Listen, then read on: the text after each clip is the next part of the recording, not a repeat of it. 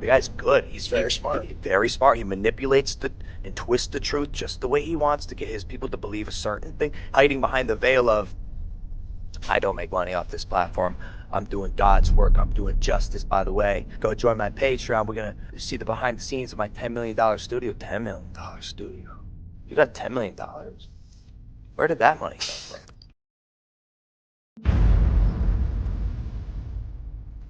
from? Well. Coffeezilla. Looks like you don't have any more lifelines. I wouldn't take a dirty deal. Perhaps you should re-examine your past. I think it's about time to tell the truth. It's in his descriptions on his Patreon, which I joined. He kicked me off, though.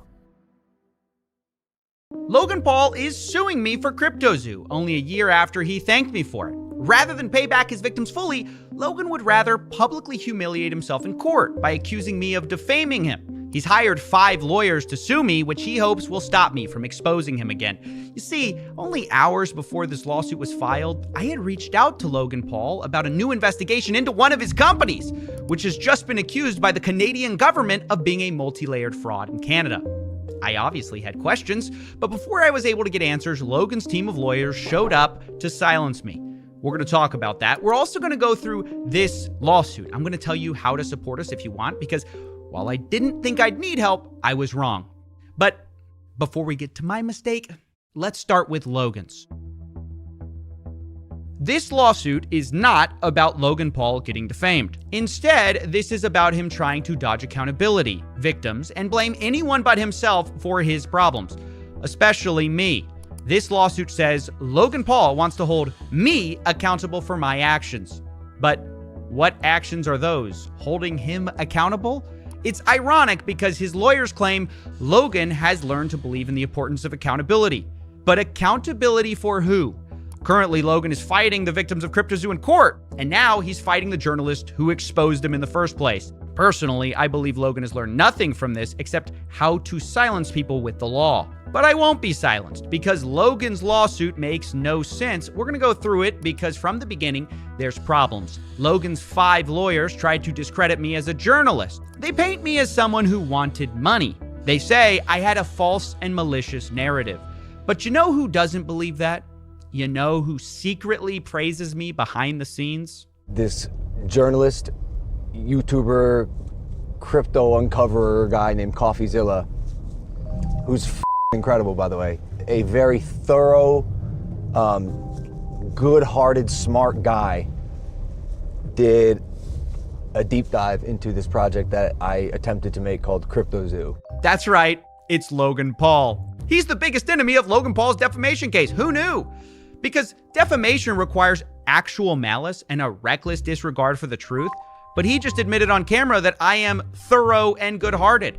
Maybe that's why he wanted to remove that video from the internet, according to the YouTuber who released it. The only issue that was ever communicated was remove this crypto stuff, remove this CryptoZoo stuff. If CryptoZoo is in there, if Coffeezilla's in there, I'm not going to promote it. Yeah, remove that CryptoZoo stuff, that Coffeezilla stuff. Doesn't look good when you compliment the guy you're trying to sue.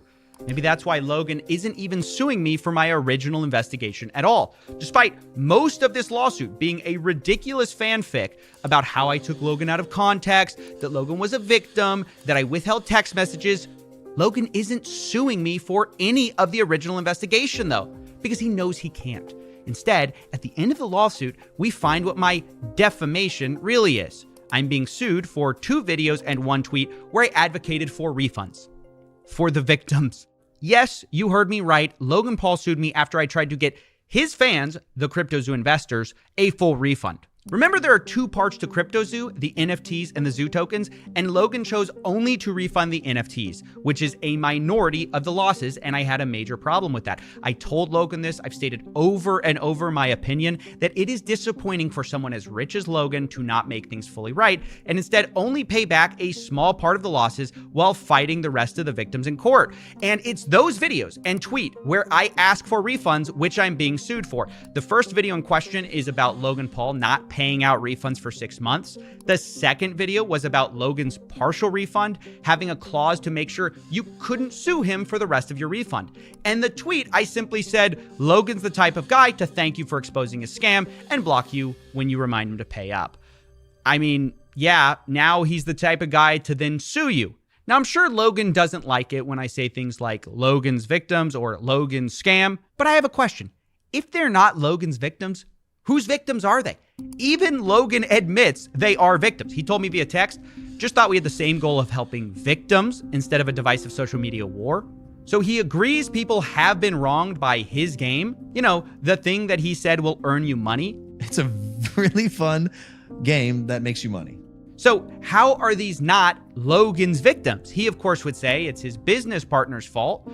But remember, Jake and Eddie have been out of the picture for years. And yet, CryptoZoo hasn't been released, despite Logan constantly promising it, and of course, also threatening to sue me. We're gonna handle this ourselves while we continue to build CryptoZoo, and I'll see you in court. By the time this comes out, it'll be done. The game's gonna be made. You're gonna have the opportunity to get your money back if you want, if you don't wanna play the game. And I'm gonna take care of the people who made me look like this was a scam perpetrated by me. Right. Logan wants to sue me and release a finished CryptoZoo game, but he's only done one of those. Since Logan can't blame his partners, Jake and Eddie, for this because they've been out of the picture, do you think he'll take accountability for not launching CryptoZoo? No. This time, he blames the government. He says releasing CryptoZoo has too many regulatory hurdles. Maybe they should have thought of that before multi-millions of dollars of zoo tokens and eggs were sold. And now Logan would rather blame the government than take accountability. Or if you let him keep talking, Logan might rant about internet reporters having too much responsibility. These internet journalists, internet investigative reporters have way too much responsibility on their hands that is being mismanaged and wielded in a really inappropriate way. It's honestly funny to watch this guy whine about his problems, which you can barely hear over what sounds like a private jet. Which brings me to another problem Logan has. Part of any defamation case is damages and proving someone has harmed your reputation. But isn't Logan richer than ever with Prime? And did he have a reputation to harm? His lawsuit shows comments calling Logan a scammer, possibly to suggest he's been hurt by my videos, but you have to have a reputation to lose one.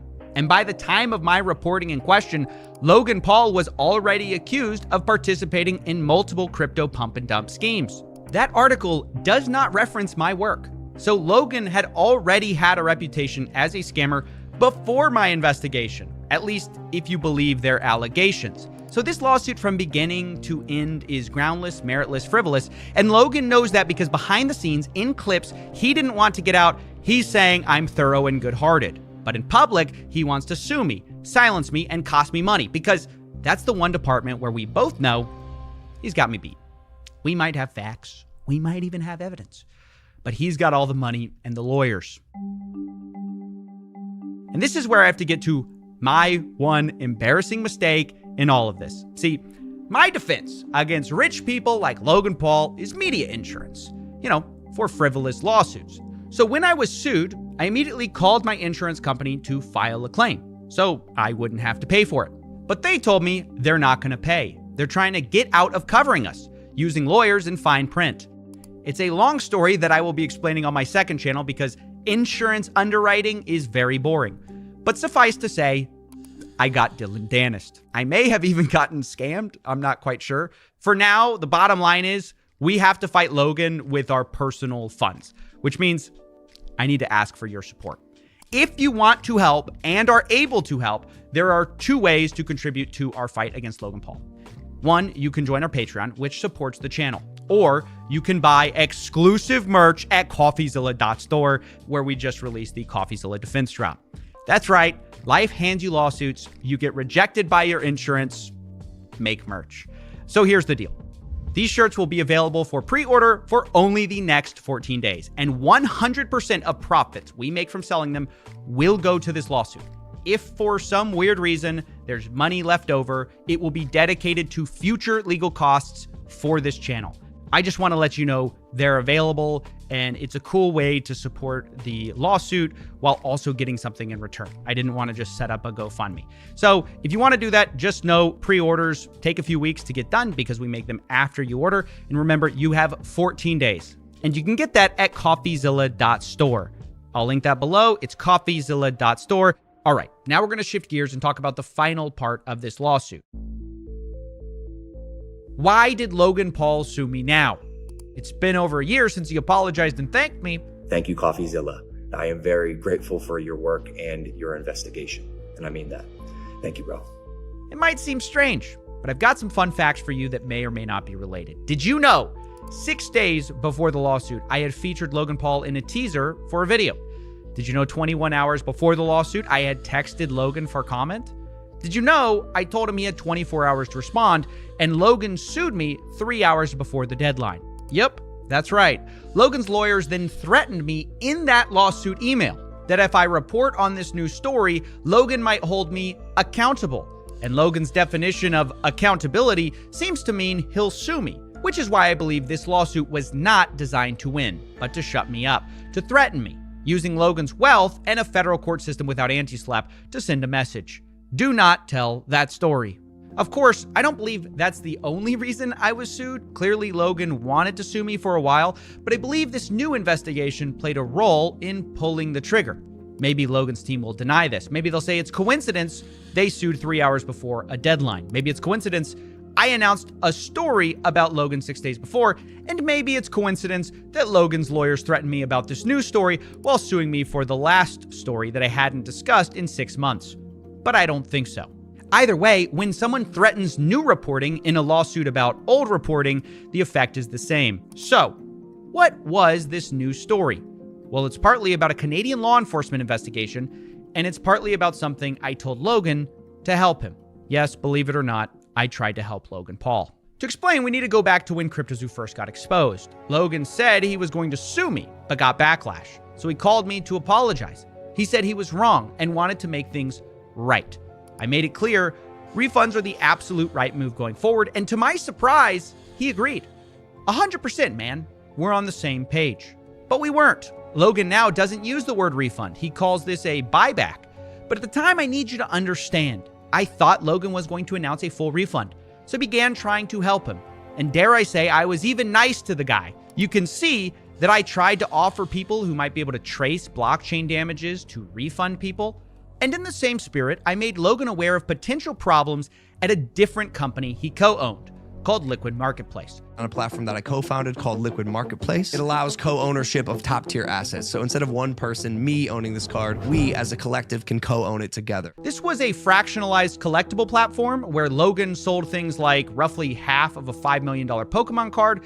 The idea was you could buy tokens that represented partial ownership in rare collectibles. That video, by the way, got 8 million views, and a lot of people bought into this platform. The problem was, I had heard troubling stories about this company, and I was trying to verify if the claims were true. So I had gone to the CEO, Ryan Bahadouri, to ask him questions, but he kept dodging meetings. And I don't mean he refused meeting with me, I mean we would set up meetings and then he did not show up. So I was troubled, and I brought this up to Logan. I figured if he's gonna make one company right, make them all right. Otherwise, it might come back to bite him. I mean, can you imagine the disaster if another one of Logan Paul's co-founded companies was discovered to have scammed his fans? Hypothetically, that would be a very bad look.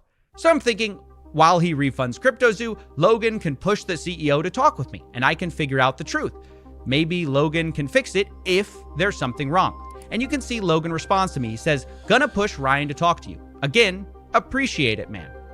Now, I don't hear back from Ryan or Logan about this, so after a while, I follow up again. I say, let me know if Ryan plans on talking. A lot of nasty stories still out there about Liquid Marketplace, embezzlement, etc., and he's dodged meeting me already once.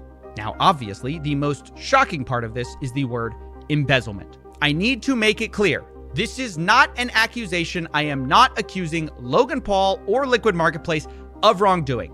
I brought it up in our texts because it is my job to investigate unverified claims. That's the whole point of me wanting to meet with the CEO, but I was stonewalled.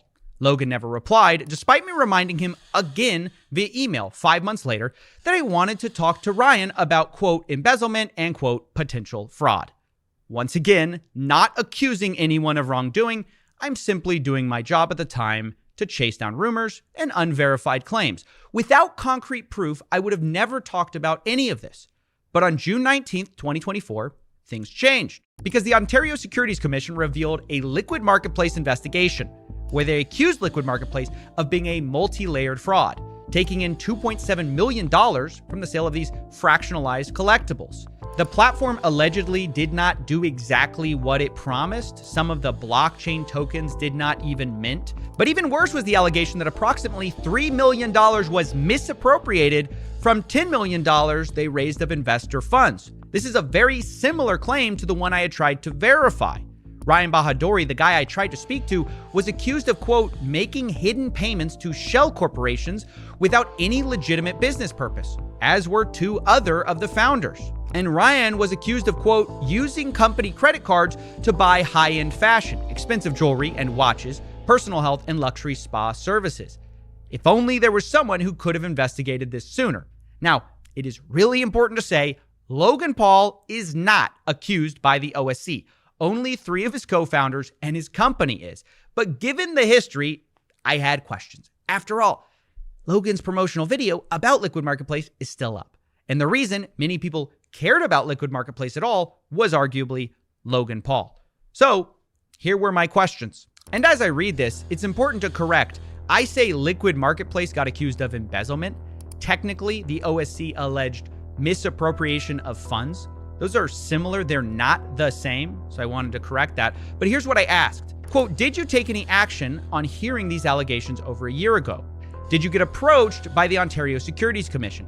And is it true that Liquid Marketplace lied about their claims of insurance, appraisals, and co-ownership as the Ontario Securities Commission alleges? You can see I gave him 24 hours to respond on June 26th at 2:03 p.m. And I was promptly sued June 27th at 11:28 a.m. with roughly 3 hours to spare. Now I want to be clear. I don't know the answers to the questions I sent. Maybe Logan secretly whistleblew to the OSC when I first went to him. I don't know. That's why you ask questions as a reporter. But now the story is not about those questions. It's about why I was sued immediately after asking them and threatened if I reported about Liquid Marketplace in a way they didn't like. This is not how I wanted this story to come out because there's still so much we don't know and so much I can't say now for legal reasons. Maybe Logan's totally innocent. Maybe he surrounded himself with scumbags who defrauded his fans. Maybe he'll do a refund for this project. I don't know because I never got the chance to find out. I tried to investigate, but I was stonewalled and sued when I asked questions. Make no mistake though, this investigation is still ongoing, and you can reach me at the email below if you were affected. I will release my full investigation when it's appropriate because even if Logan doesn't want to answer questions, it doesn't mean I have to stop asking them. So in summary, Logan's lawsuit is not about my original reporting into CryptoZoo. Even if you take this lawsuit on its own without context, it's an argument over Logan not refunding victims in full. It's Logan insisting he's not to blame. It's all his business partner's fault. But I don't think that aligns with the publicly known facts. That's my opinion. For years, Logan has controlled CryptoZoo, and yet the game is still not out. Logan is now blaming the government for that instead of himself. And he also blames me for losing his good reputation, but you can't lose something you never had. Not to mention, Logan is arguably richer than ever, and he's on the record finding my reporting thorough and good-hearted. So this defamation lawsuit feels frivolous even on the surface. But if you dig deeper, there's an even more compelling story, which I personally believe, where the goal is to crush new investigations while taking revenge on old ones. In this version, Logan might not even care about winning. Legal battles are expensive, and in the world of money, he's got me beat. So he can try to silence me by weaponizing the law, he can sue me for doing my job, he can sue me for asking questions, and he can sue me for asking for refunds. But it's going to backfire, because I think it reveals Logan as a bully rather than someone who's truly sorry. Because Logan may be a master at convincing people he's changed, but I'm convinced it's the follow-through where things go wrong. You know, the actually changing part. There was a time where even I believed Logan was going to fully refund victims. That's why I was so nice to him.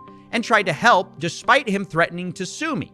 But when it came time to pay up, Logan chose a minority refund and to fight the rest of the victims in court who wanted their money.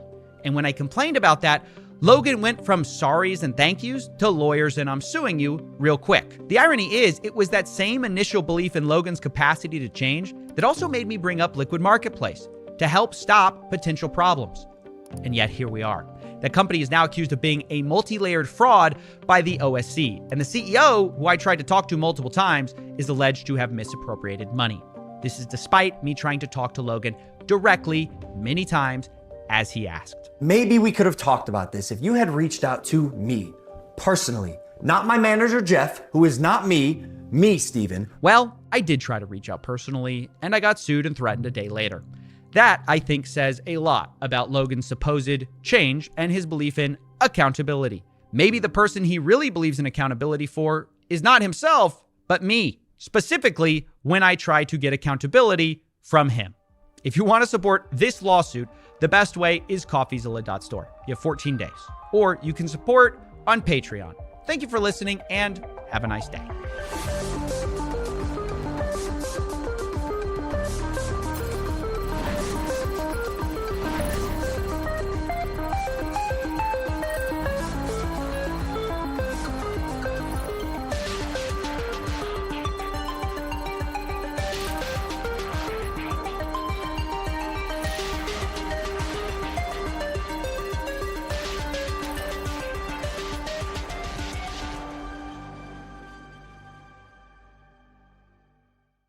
I investigated Mr. Beast, who was recently accused of making $23 million with insider trading and scams. I wanted to know the full story, so I reached out to everyone, from researchers to crypto projects, even to Mr. Beast himself. And let me say, the story is more complicated than you think. I want to be clear.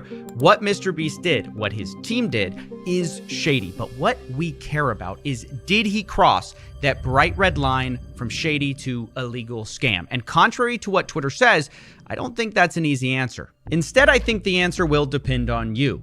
If you love Mr. Beast, there will be an explanation at every turn and a scapegoat. But if you hate Mr. Beast, what I'm about to show you will seem unethical and like a clear abuse of fame for money. So already, this story is difficult, but I want to make you aware of two more things which matter. First, I have gone to Mr. Beast's team to try to fact check this story extensively, and they declined to fact check or comment on my many questions. Instead, they gave me a statement which we will get to. Secondly, I have a bit of history with Mr. Beast. I interviewed and spoke positively about him in the past, but also his new co-founder is suing me, and his other co-founder threatened to sue me. So you can make of that what you will. As always, I just want to let you know where I'm coming from, and I've tried to get all sides of the story. We're going to start with the major allegations against Mr. Beast and build on those. They come from two sources. Firstly, an investigation by Soma XBT, which claims Mr. Beast made $10 million by backing low-cap crypto tokens, which are down 90%. And the second investigation comes from a group of 5 people who investigated Mr. Beast and found $23 million in profits from, quote, scams, shady deals, and his network. Now, there are a lot of crypto projects they go over, and I want to be clear. Some of these allegations I agree are bad. Others I think are actually worse than have been reported, and still other allegations I simply disagree with them on. So we're going to start with what I don't agree with. According to the report, Polychain Monsters, or PMON, is a project which KSI promoted heavily. Mr. Beast did not. But Mr. Beast did get in the pre-sale and make a lot of money. And thus, the conclusion is made, it's highly likely Mr. Beast made an investment from that insider information of KSI's promotional deal. But there's simply no evidence provided of this. I have the same thoughts about Jigstack, another coin which KSI promoted, and the conclusion is, though Mr. Beast did not officially follow Jigstack, in his network, KSI was involved in promoting Jigstack. From this information, Mr. Beast invested and made a large return. Here, again, there isn't concrete proof. Now, I asked the team who wrote this piece, and the lead author, Casper Vandeluk, told me, quote, having known Mr. Beast's having a very strong connection with KSI, it's basically highly probable he was vested as a result of KSI. No concrete evidence, just going off probabilities. But I'm going to say, I don't agree with that, and I'm going to toss those probabilities aside. I think they reach too far.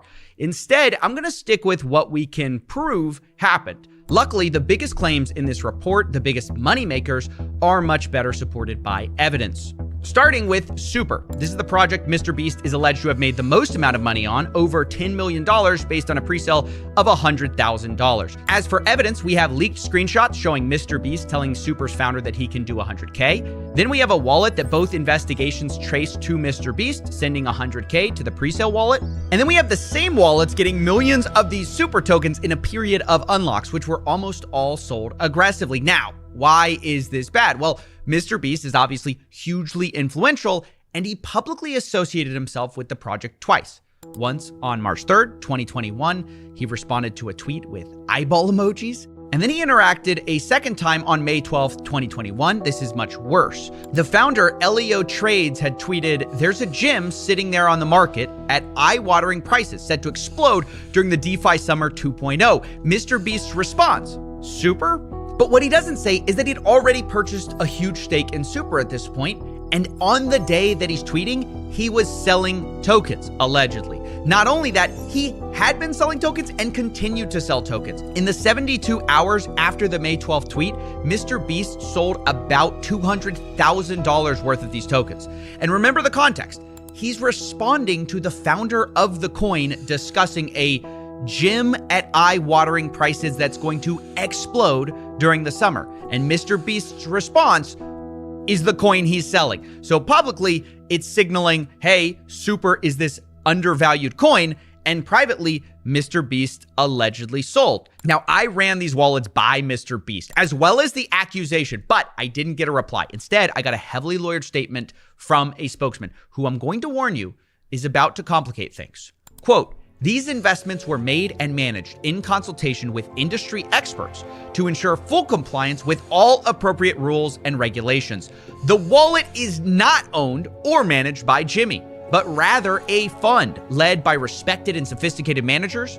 The fund closely evaluated and scrutinized hundreds and hundreds of opportunities, which resulted in several investments. Some have been more successful, others less, and others still works in progress. The fund's investment strategies apply the same rigorous standards as many other experienced investors in the field." Now, I have a lot of questions, but the big thing is Jimmy denies doing any of the trading or managing the trading and blames it on a fund. So I asked some obvious follow-up questions. What is the name of this fund? Who are the industry experts? And what rules and regulations were followed that allowed you to tweet about a coin while your fund is selling? I didn't get a response. It's worth mentioning the spokesman is Matthew Hiltzik, a well-known crisis management consultant. Thankfully, online, there still are a number of clues we can follow to try to find the right person for this fund. The reason most people link MrBeast to this wallet we've been tracking is mostly based on a tweet by MrBeast saying he bought a specific crypto punk, which belonged to an account which goes by Wu-Tang Clan. People assumed, understandably, that this was MrBeast's wallet. But what is lesser known is that another account has also tweeted about CryptoPunks and has the same ties back to Wu-Tang Clan. A guy named Jason Williams. He's followed by MrBeast on Twitter, and he's the author of a book on Bitcoin, so he's a crypto guy. And I found Jason tweeting about another CryptoPunk saying, "I hope you enjoy your new home, sold for 100 ETH. That sale he's talking about links back to the same address MrBeast does, Wu-Tang Clan. On YouTube, there's even more clues. Jason can be seen surfing wearing a Wu-Tang Clan shirt, and his brand name, Going Parabolic, happens to be owned by the same MrBeast wallet, goingparabolic.eth. So there's very good evidence that Jason Williams was also involved in this same wallet, which means that it might be true that MrBeast wasn't the guy buying or selling, which would be good for MrBeast and bad for these investigations. But just when I thought MrBeast might have no say in what this wallet did, I saw this podcast with Logan Paul, where Jimmy discusses CryptoPunks once again, and things get complicated. So me and Logan both bought punks. You guys have probably seen on his Twitter that he bought a bunch of CryptoPunks at the same time, right? Yep. When Gary pulled us in that call. Yep. So have you ever told that story? No.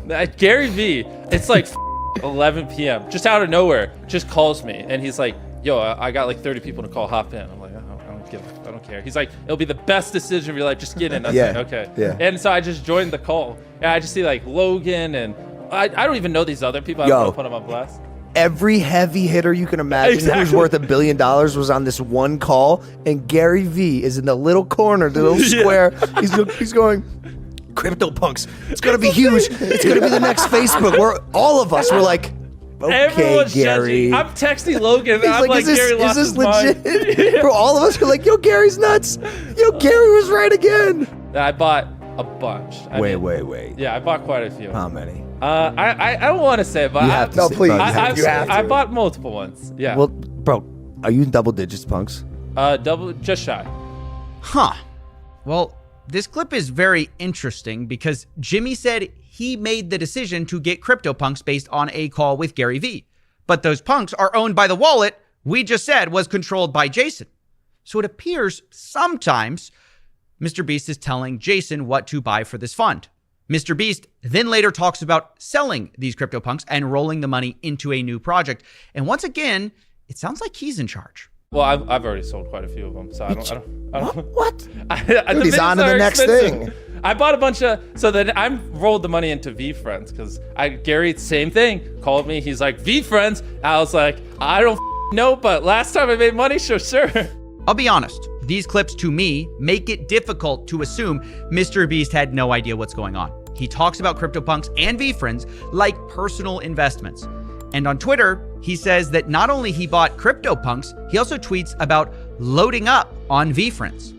But again, I have to say, it is also abundantly clear Jason Williams was involved. He says, hey Gary, thanks for the VFriends gift code. It was a gift from Gary to Mr. Beast. I'm very thankful for it. He didn't have to send anything. So once again, Jason Williams appears to be involved and have something to do with the trading or management of Mr. Beast's crypto wallet, but we know Mr. Beast made some of the decisions. So of course, I asked Mr. Beast to explain himself if he had any say over the trading, but once again, there's no response. So now I want to turn back to Super. We know from leaked DMs that Mr. Beast and not Jason set up this pre-sale, and we know that Mr. Beast made the tweet.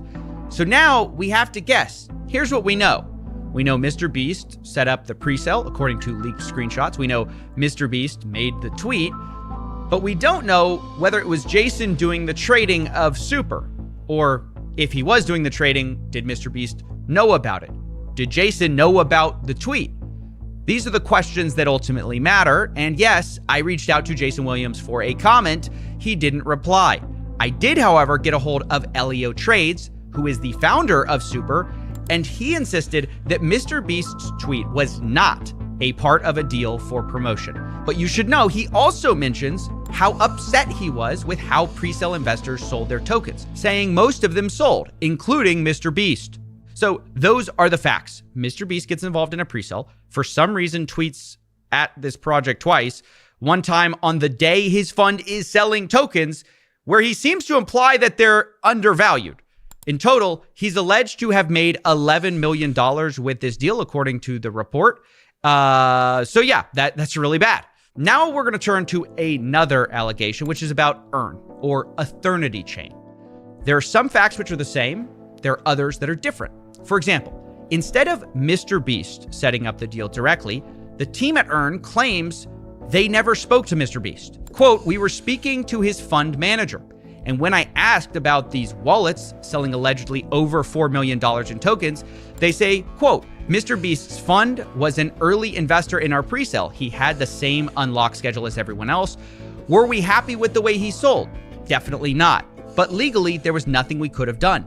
And then, just like with Super, they claim they didn't ask for a promotion of the project, but that Mr. Beast decided to comment once himself anyways. On March 9th, 2021, Mr. Beast responds to Eternity Chain saying, this one will be hype. It's worth noting, once again, about 24 hours before saying this fund wallet purchased over $100,000 of Earn tokens in addition to the presale.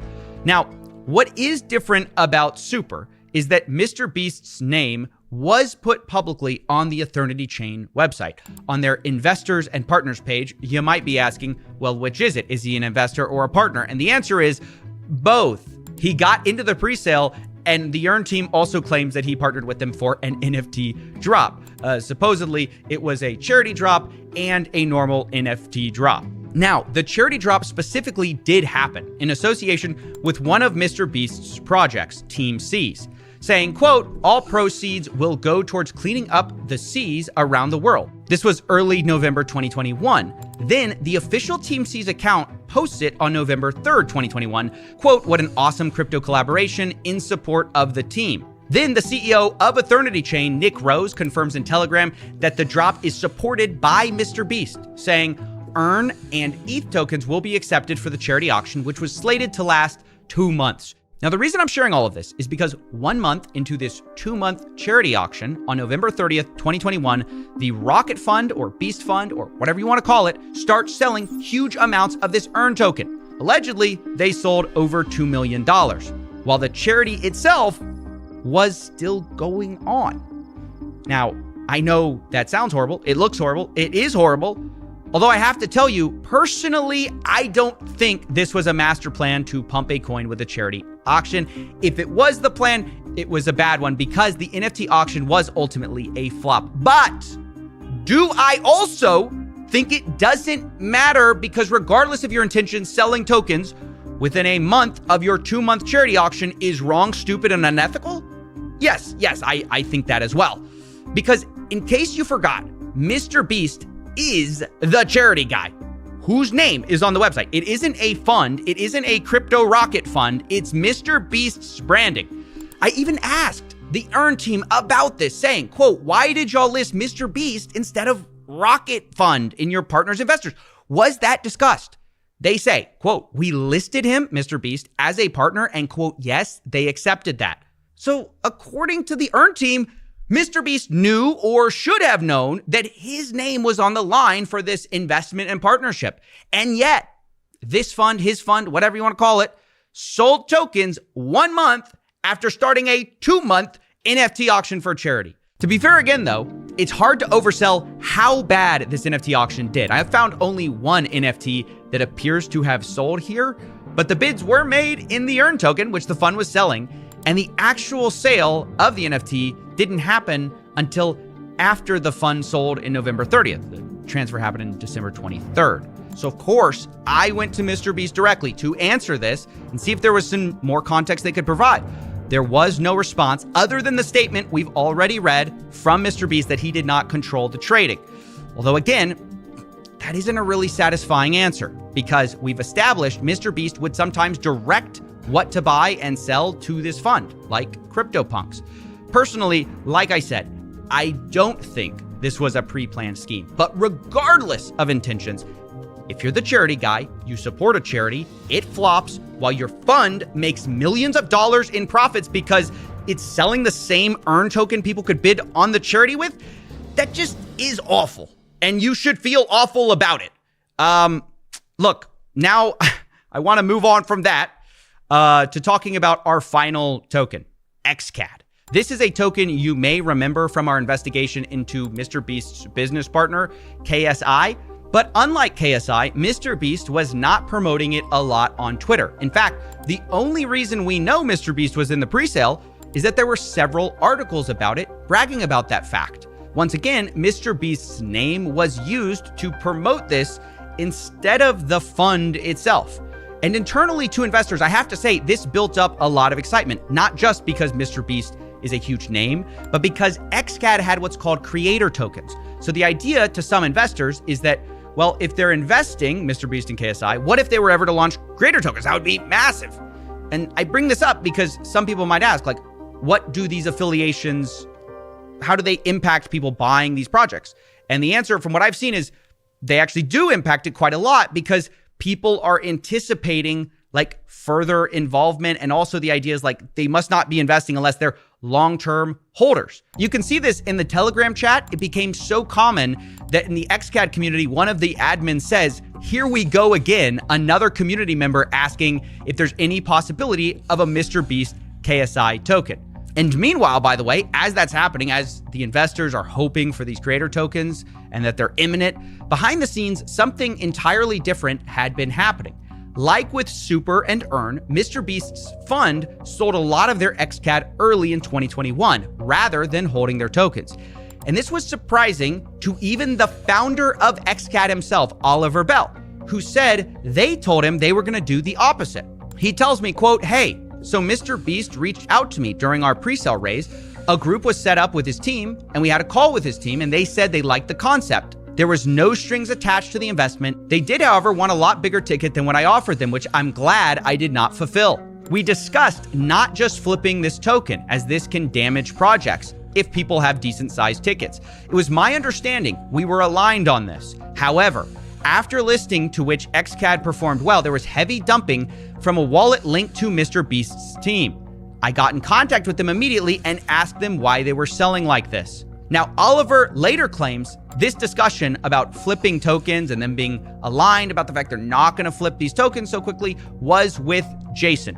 And apparently, Oliver was so upset about what happened, he DM'd Jimmy directly, quote, explaining his team will ruin his reputation. And look, sorry to be a broken record, but yes, I reached out to Jimmy about this too. And once again, there was no reply besides the statement we read earlier. It's worth mentioning that I asked Oliver for proof of this message about ruining relationships, and he said the message had been deleted on Telegram. So who you believe here is up to you. Oliver also says, quote, "I don't think Jimmy has a bad heart or is a bad person. I think he has genuine interest in the crypto space, but I think the team that handles his crypto is completely clueless." And here, on this last point, I have to disagree with Oliver. I don't think that Jimmy's crypto team is clueless. I think they saw an opportunity to make millions of dollars with Mr. Beast's valuable brand, and they took it, and they did make millions of dollars. And along the way, they did some things that were shady. Whether or not you think they were also illegal is probably going to be shaped by our unanswered questions and where you fill in those gaps. For example, do you think Mr. Beast knew about the selling that was going on May 12th for the super token? Why did he make that tweet? And then, do you think Mr. Beast knew about the charity auction and the selling that was happening on November 30th?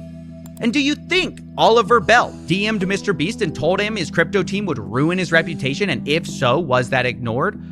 I hate to leave so many unanswered questions here, but I warned you, this was a complicated story. And a big part of the problem is the guy at the center of this story cannot or will not give more than a heavily lawyered statement through a spokesman who's a crisis management consultant. And let me just say, it's also frustrating that this statement takes zero accountability.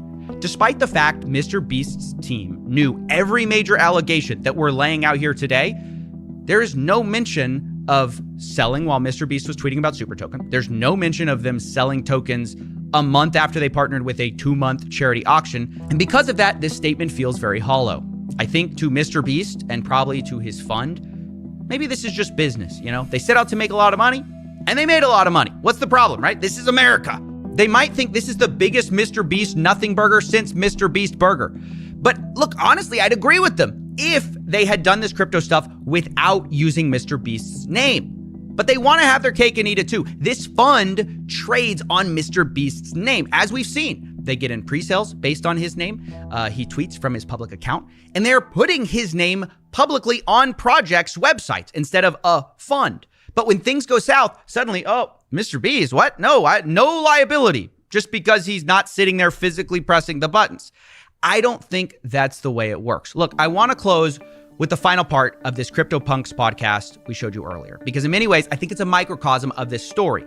Obviously, I have to say, I'm not making any comments or judgments about the guy who's suing me, who's also in this clip. That's just coincidence. I am only talking about Mr. Beast's reaction, because as Mr. Beast is talking about Gary V's great CryptoPunks call, there's a moment when the co-host says, hey, maybe instead of Gary V being a genius, maybe it's just the call itself that makes the market. And Mr. Beast kind of defends it. He says, no, that was in February. You know, CryptoPunks didn't pop until the summer. And, you know, I never talked about CryptoPunks until this very moment. Can I ask you guys a question? When Gary does that call with all these billionaires and 8 months or a year later, everybody's like, Gary was right again. Yeah. Is it possible that he's right because of the call? Do you know what I'm saying? I think about that a lot. Dude, he has all these billionaire market makers in the thing. He makes the call, makes the market. By the way, you look around at all the punk owners a year later and you're like, damn, it's all the same mother Because they were on the call. No, because bro, there's 10,000 punks, and there's only like 30 of us in the call. We can only own and do so much. There's still an entire market that's gonna happen regardless. I can tell you, I don't think what, because that was all back like early February. Like things didn't pop off till later, and every like NFT project was popping off, not just punks. I mean, make no mistake. Like having such influential people involved in projects, it can't hurt the ability for the project to but like, work. You know what I'm saying? 95% of those people didn't even mention it. You know what I mean? Like, I've never talked about it publicly. Yeah, but that last part isn't quite true. The reason we're all here is Mr. Beast tweeted about CryptoPunks the same day he bought them back in February of 2021. That's how we found his wallet, even though we now know someone else was involved too. And I would apply the same level of scrutiny to many of the investments we've talked about. Was it the genius of Jason Williams, Mr. Beast, or this fund that made them tens of millions of dollars? Maybe. Or was it the fact that the name they brought to the table was Mr. Beast, one of the most influential and valuable brands in the world? And that's what got them the great deals. That's what got them a bunch of eyeballs. That's what made it so valuable to have his name on these websites. And maybe that's what made the market. Ultimately, I think it's for you to decide.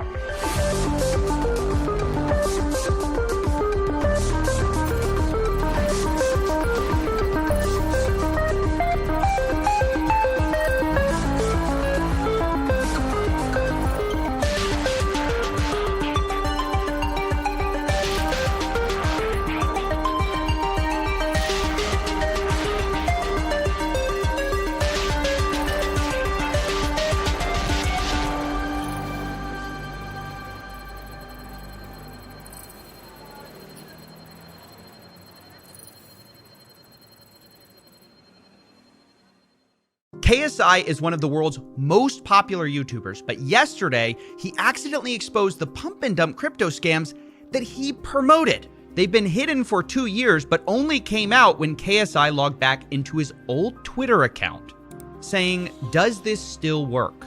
Now, if you didn't know, this is KSI's crypto account where he used to talk about crypto coins he liked, but he messed up because one investigator has been waiting for him to return to the scene of the crime. And that person is not me. It's Zach XBT, a crypto investigator on Twitter who I'll link below because his work is incredible. He's a friend of the show. We've collaborated a lot. I just encourage you to go follow him. But I was shocked when he said this. In before he starts sharing garbage again, dumping your tokens on Logan Paul's lapdog is permitted and encouraged. Now, many people, including myself, hadn't seen anything from KSI to this point that seemed shady. But Zach had been waiting for this moment. He goes on, "Remember when KSI posted this? All of a sudden, my XCAD bag is looking juicy again. Hodl Gang then proceeded to dump $850,000 worth of XCAD over the following days from his wallet address."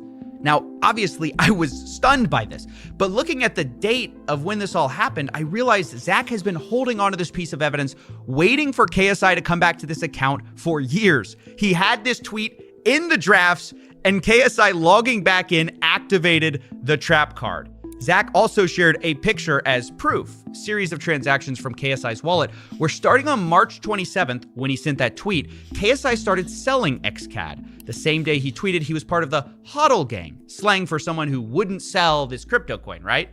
In fact, that wasn't the only time KSI has mentioned this holding stance publicly. I'm holding my bags. I'm holding my Luna, my XCAD.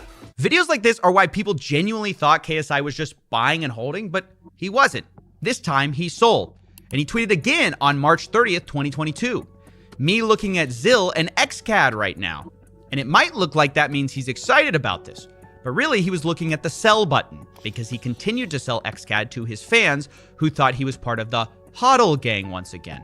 And this is what I mean by a pump and dump scam. He got his followers excited while selling his own crypto bag at the same time. In total, over $800,000 was sold by KSI over a few days and these 2 tweets, according to Zach XBT. Now, as a quick aside, if you're wondering or skeptical of the fact that influencer tweets can have any kind of effect on a token price or volume, I whipped up a chart for you showing volume of XCAD during the days when KSI tweeted. You can see that trading volume spiked millions of dollars on those days, which in part were some of his followers putting money in as he sold. Today, the price of XCAD has plummeted from $3 to about $1.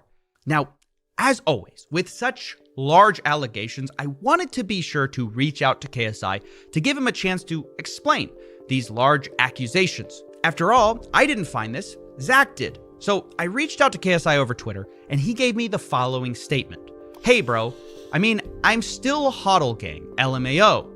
Sold some profit, as well as my own money, to put into Luna, thinking I would profit more to buy back more XCAD, and took a major L. Still fully believe in XCAD, the ability to earn from watching content. Honestly, you should talk to Redacted. He's very excited about this project. I never left crypto. I've just been watching it from the shadows. It's kind of hard to leave when you've invested so many years into it. So that's his statement.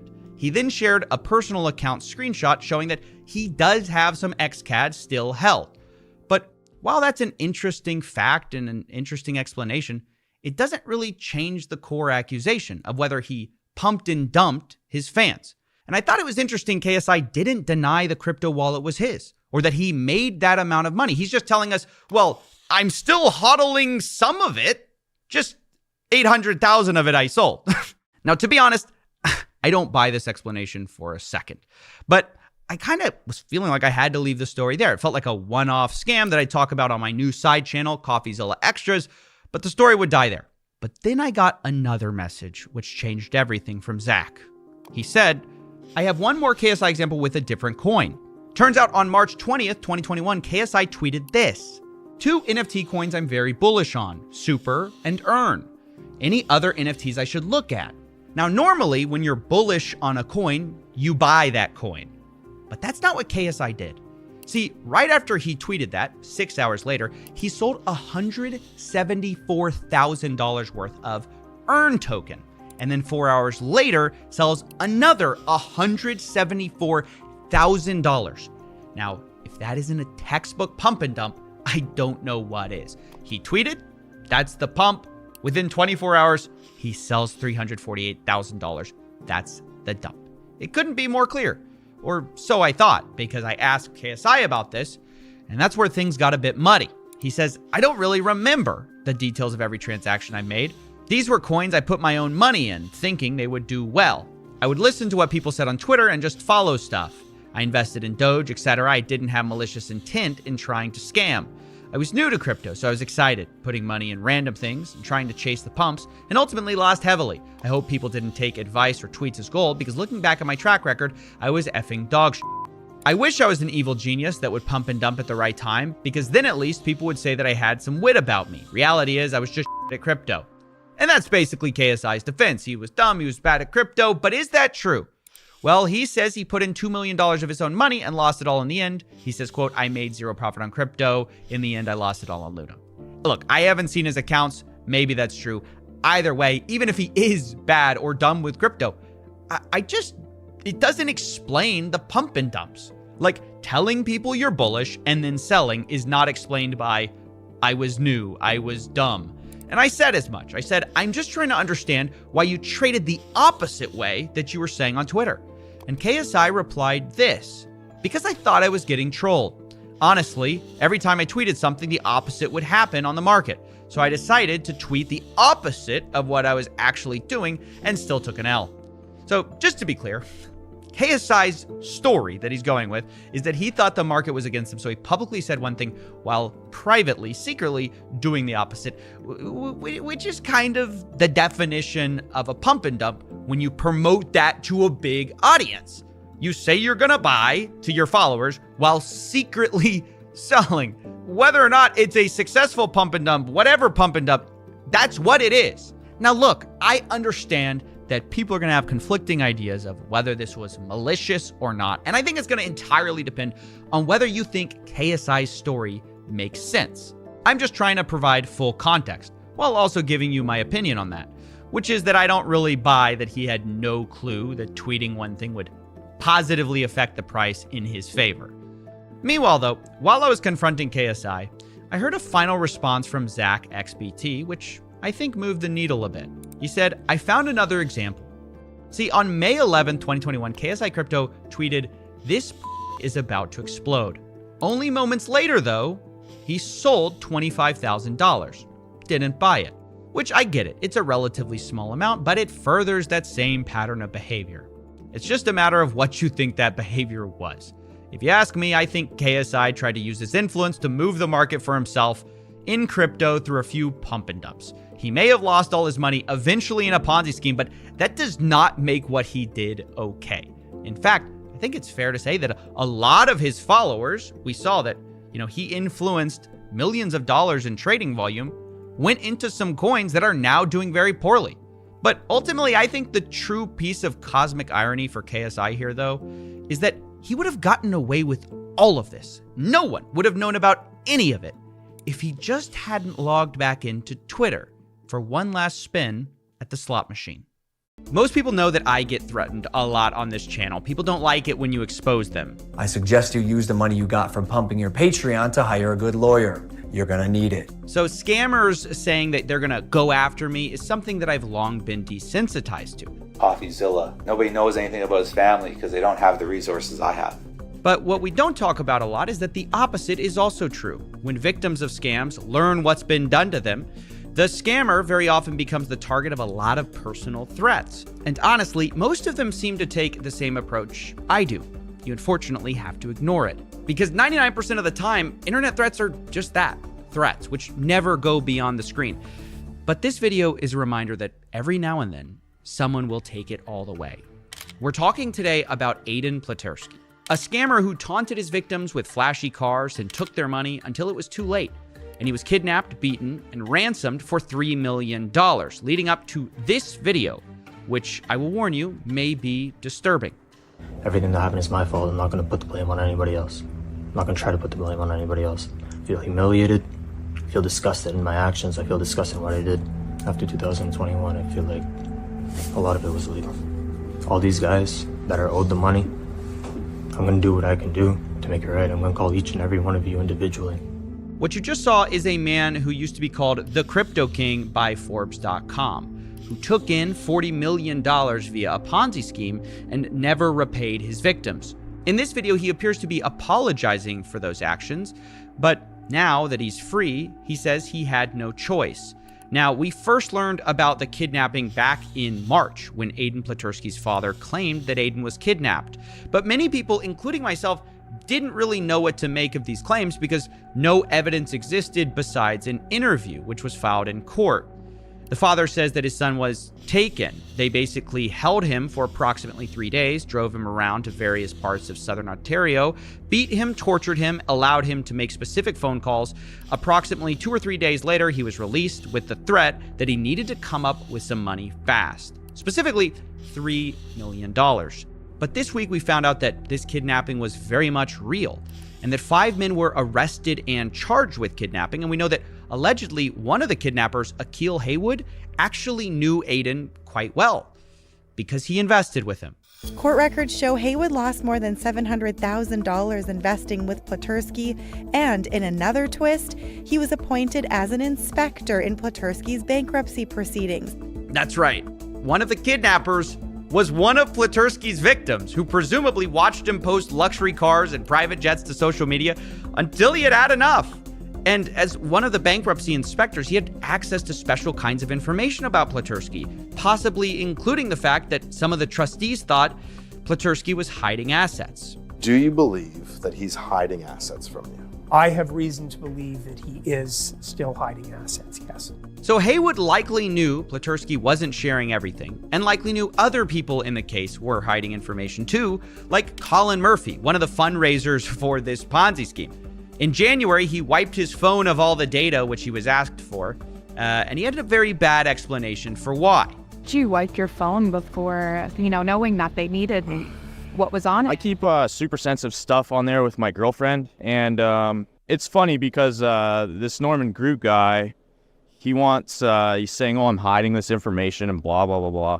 And he doesn't realize that I've been keeping stuff to give to somebody. I just didn't know if he was the right person. Ah, dang, I was about to give you guys all the evidence. I was trying to get it to you, and then I wiped my phone for no reason. Yeah, this may be one of the most transparent ways to hide evidence. Just wipe it before and go, I had a girlfriend, guys. Can't hold me accountable. And my point is, these details suggest that Haywood might have believed that Platursky was hiding assets that he could get that the court simply couldn't. Although it's worth saying, I'm definitely not defending what Haywood did, kidnapping him, because not only is it completely wrong, it quickly came out that Haywood isn't some misguided vigilante for justice or something. Given what he did next, he seems about as horrible. Haywood is also charged with threatening an official from Grant Thornton, who's overseeing the proceedings, for $2 million in cryptocurrency. The accounting firm said Haywood resigned as an inspector. Grant Thornton said, "We've been cooperating with police and have maintained open lines of communication. We cannot comment any further as this is an active investigation." Wow, you heard that right. Not only did Haywood threaten the scammer, he threatened the bankruptcy lawyers in the case and wanted a bunch of money from them, which is really playing both sides in a creative way, I've got to say. And my point is, look, it's not like he was looking for the amount he was owed, which is allegedly $740,000. He was looking for millions of dollars as a payday. So no one in this situation is particularly great. And of course, since then, him and his co-conspirators now face kidnapping charges. But what I do find very confusing is that all of the crimes being passed around here like a game of hot potato, the one person not being criminally charged in this situation is Aiden Platursky himself, the original scammer in this whole situation that started this all. He lied to all those people, said he was this great cryptocurrency forex trader, allegedly stole tens of millions of dollars, spent most of it on cars, private jets, and expensive houses, and he's not being charged? Like, I'm so surprised by this. This case is very reminiscent of another story that we just recently did with Ted Safranco, who promised these amazing Forex trades, but just ran a big Ponzi instead. And not only am I surprised by the size of these Ponzi schemes, and that Platursky did something very similar. He invested only 2% of the $40 million he took in. But I'm also surprised by how blatant of a fraud this is. And incidentally, the similarities don't stop there with our last story. Remember, Ted Safranco claimed he was also attacked by would-be creditors. And so this pattern of crypto or Forex scammers isn't going away anytime soon, nor are the legions of upset victims who are pissed both that they got robbed and that most of these people face little to any criminal charges. And so it's easy to see why they're frustrated, although I have to say that I disagree with the method. Kidnapping someone who scammed you and ransoming them for money in some kind of scammer Uno reverse card is not a good idea. And getting an apology from them when you've beaten them up isn't doing anyone a service. So for ethical reasons, human reasons, and stay out of jail reasons, maybe don't do this. Don't do it.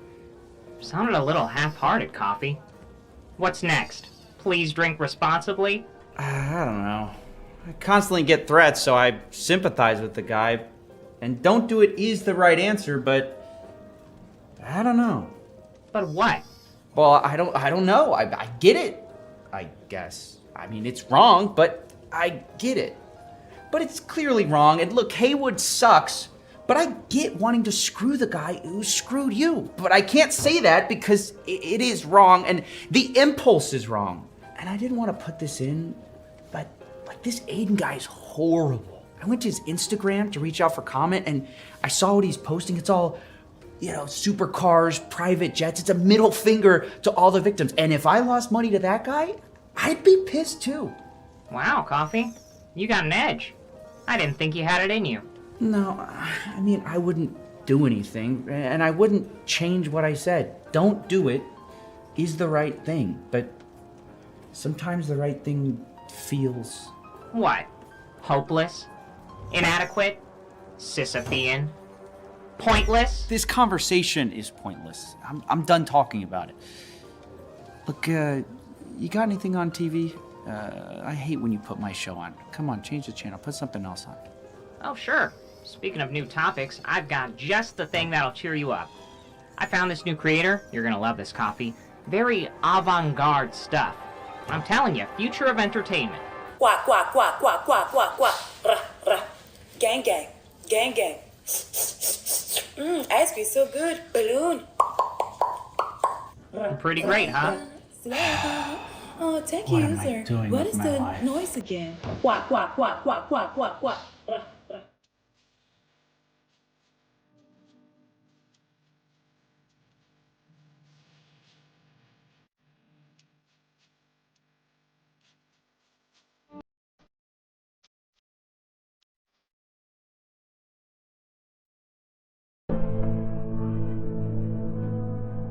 The guy's good. He's very smart. Very smart. He manipulates and twists the truth just the way he wants to get his people to believe a certain thing, hiding behind the veil of, I don't make money off this platform. I'm doing God's work. I'm doing justice, by the way. Go join my Patreon. We're going to see the behind the scenes of my $10 million studio. $10 million studio. You got $10 million. Where did that money come